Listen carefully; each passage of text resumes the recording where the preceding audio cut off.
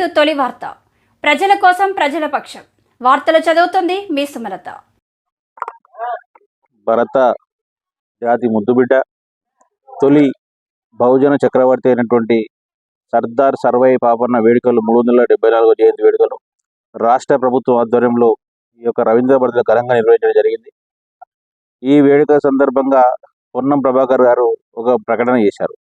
అంటే సమగ్ర కులగణన జరిపి స్థానిక సంస్థల ఎన్నికల్లో రిజర్వేషన్లు పెంచుతామని చెప్పి ఈ యొక్క పాపన్న జయంతి వేడుకల సందర్భంగా ప్రకటించినందుకు పొన్నం ప్రభాకర్ గారికి ఒక బీసీ సమాజం తరఫున మొత్తం మీద ఈరోజు హృదయపూర్వక ధన్యవాదాలు తెలియజేస్తా ఉన్నాం.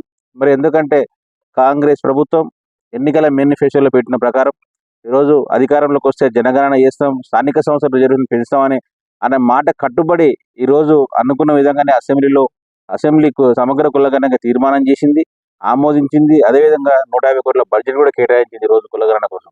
అదేవిధంగా ఇచ్చిన మాట కట్టుబడి ప్రతిపక్షాలు ఎన్ని ఆరోపణలు చేసినా ఎన్ని మాటలు మాట్లాడుతున్నట్టు ఈరోజు మంత్రి గారు తన సమాధానంతో ఈరోజు అందరికీ కూడా ఏం చేయాలని దిక్కుచోని పరిస్థితిలో ఉంది ప్రతిపక్షాలు కూడా.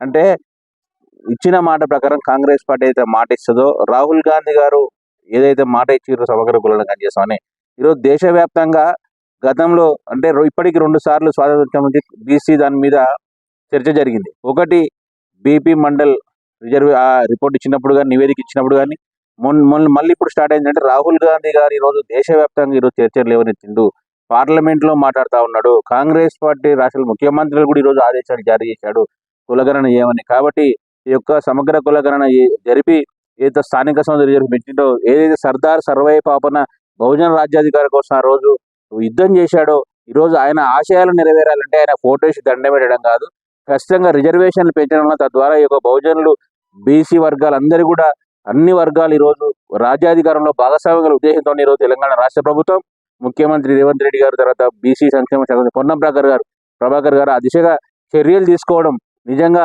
అభినందనీయం, హర్షణీయం. ఈరోజు ఏదైతే ఇన్ని సంవత్సరాల నుంచి ఎదురు చూస్తూ వాళ్ళ కళని, మా బీసీల కళ నెరవేరే రోజు కూడా దగ్గరలోనే ఉందని చెప్పి మనం చేస్తూ ఇంత మంచి కార్యక్రమానికి చైర్మన్ గా వేసినటువంటి నూజు శ్రీకాంత్ గౌడ్ గారికి, అదేవిధంగా ఇతర కార్యవర్గానికి కూడా, ఈ యొక్క కమిటీ కన్వీనర్స్ కానీ, మెంబర్స్ కానీ, తరలి వచ్చినటువంటి సోదరులందరికీ కూడా పేరు ధన్యవాదాలు తెలియజేస్తా ఉన్నాం. జోహార్ సర్వై పాపన్న, జోహార్ జోహార్.